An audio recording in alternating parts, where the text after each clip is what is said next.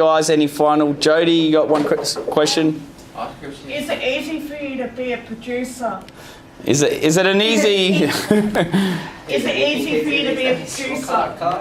Okay, sometimes it's easier than not. Sometimes you also feel like a salesperson too. You're convincing a lot of people to go on television every day. That's my job, to convince people to appear on television and to tell their stories, or to, you know, encourage people to ask questions or to share their knowledge. So sometimes that's easier than other times. Sometimes, you know, there are people who really want to be on television, who really want to be able to communicate with the public, and others who are more reluctant to do that. You know, we did a show just a couple of weeks ago in the Northern Territory, in an Indigenous community, and that was really challenging because in Indigenous culture there are only certain people who are allowed to ask questions, and that responsibility is bestowed on certain elders. So when you've got a show like Q&A where we need the audience to be brave and ask questions, you know, we were hearing from a lot of people, sorry, we don't do that. We can't do that. That's not my responsibility. That's the job of elders in the community.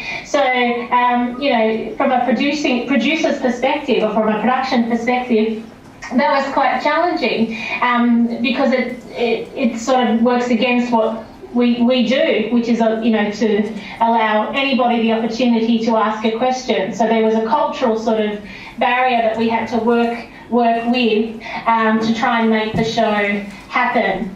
So it really depends on the circumstances, not to mention the fact that producing the show in a very remote location where we had to bring in our set on a barge, wow. You know, so on the water, there were huge logistical challenges on doing a show in the very sort of top end of Australia.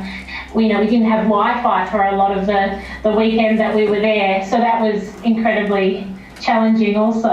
Oh, fantastic. That's actually really interesting for these guys, because the debate around the 1967 referendum, and they're obviously looking around the issues behind speech, behind the changing of the constitution and so on. So that was a really good, I guess, move or look at for these guys. And maybe in terms of thinking behind the idea of Indigenous elders being allowed to speak and represent, possibly where some of them, they could go in their debate.